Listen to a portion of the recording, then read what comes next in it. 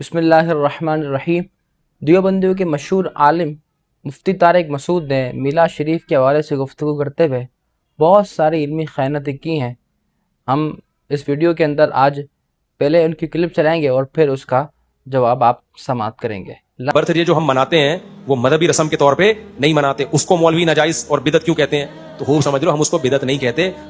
اور پھر آپ نے ایک طرف یہ کہا کہ سالگرہ منانے کو ہم بدعت نہیں کہتے، اور دوسری طرف جب رسول کائنات صلی اللہ علیہ وسلم کی ولادت کا دن آتا ہے تو آپ اس کے بارے میں کہتے ہیں کہ یہ صحابہ نے نہیں بنایا، رسول خدا صلی اللہ علیہ وسلم نے نہیں بنایا، گویا کہ آپ اس کو بدعت کہہ رہے ہیں۔ لیکن جو منانے کا کانسیپٹ ہے نا عید میلاد النبی، یہ بدعت عمل ہے۔ نبی صلی اللہ علیہ وسلم کے دور میں ہر سال ربیع الاول آیا، کہیں ایک ضعیف روایت بھی نہیں ہے کہ آپ نے منایا ہو، یا صحابہ کا دور آیا تو صحابہ نے منایا ہو، کہیں ایک۔ تو اب آپ ہمیں سالگرہ بنانے کے بارے میں صحابی کا یا کسی تابعی کا یا رسول اکرم صلی اللہ علیہ وسلم کا قول بتا دیں، کیونکہ آپ نے اس کو بدعت نہیں مانا بلکہ احمقانہ رسم مانا ہے۔ تو خوب سمجھ لو ہم اس کو بدعت نہیں کہتے، ہم اس کو احمقانہ رسم کہتے ہیں۔ تو آپ ہمیں اس کی دلیل دے دیں۔ یا تو پیدا ہو رہے ہوتے آپ، پھر آپ خوشی، تبھی جب پیدا ہوتا ہے نا بچہ، پھر اللہ کہتے ہیں خوشی مناؤ، پیدا ہو گیا، بکرے کاٹو خوشی مناؤ۔ یعنی کہ آپ نے مان لیا کہ ولادت کے وقت خوشیاں منانا یہ ثابت ہے، اور آپ جانتے ہیں کہ خوشی ایک بار حاصل ہوتی ہے لیکن اس کا اظہار بار بار ہوتا ہے۔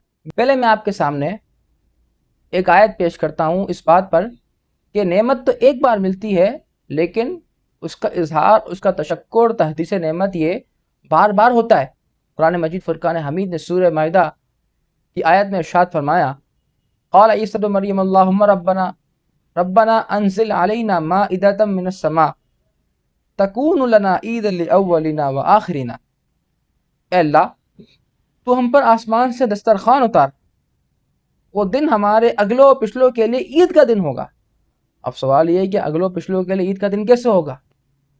تو وہ اسی وقت ہوگا کہ جب نعمت ایک بار ملے لیکن اس کا اظہار، اس کا تشکر، تحدیث نعمت بھی بار بار ہو۔ مثال کے طور پر حضرت آدم علیہ السلام جمعے کے دن پیدا ہوئے لیکن عید ہر جمعے کو ہوتی ہے۔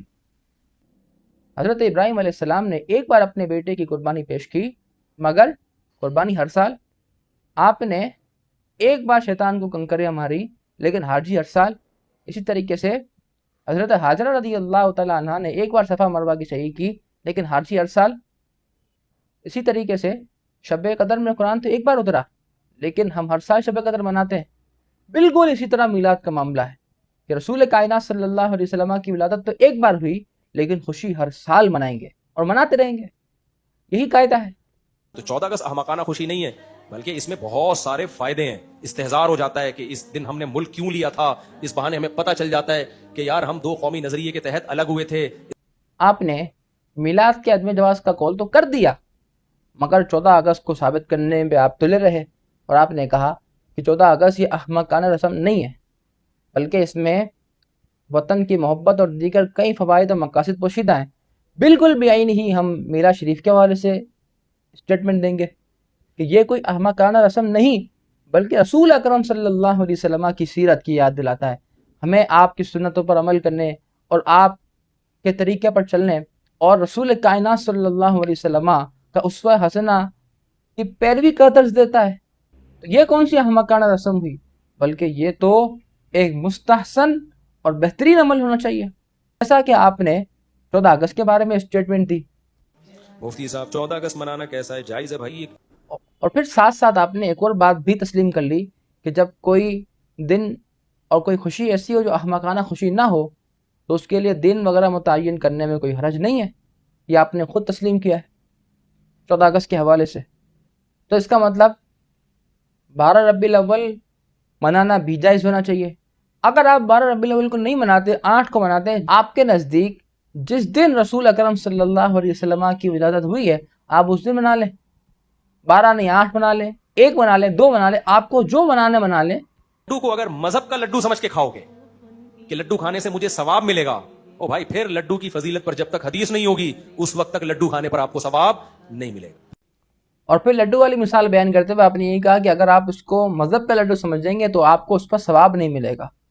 تو اس میں بھی آپ نے یہ نہیں کہا کہ لڈو کھانا منع ہے یا حرام ہے، لڈو کے بارے میں آپ نے یہ اسٹیٹمنٹ نہیں دی، لیکن میلاد شریف کے بارے میں آپ کی اسٹیٹمنٹ کیا ہے؟ آپ کا اسٹیٹمنٹ یہ نہیں ہے کہ یہ ثواب کا کام نہیں ہے، آپ کا اسٹیٹمنٹ یہ ہے کہ یہ منع ہے، بدعت ہے، یہ صحیح کام نہیں ہے۔ عید میلاد النبی منانا کیسا ہے، سجاوٹ کرنا، نعتیں سننا کیسا ہے؟ نعتیں سننا تو جائز ہے، پڑھنا بھی جائز ہے، باعث ثواب ہے، لیکن جو منانے کا کانسیپٹ ہے نا عید میلاد النبی، یہ بدعت عمل ہے۔ نبی تو یہ لڈو کی مثال میں اور میلاد شریف کی مثال میں آپ نے یہ فرق کیا ہے۔ تو اب ہمارا سوال یہ ہے کہ پھر میلاد کے بارے میں آپ کا منع اور حرام کا فتویٰ کیوں جاری ہوتا ہے؟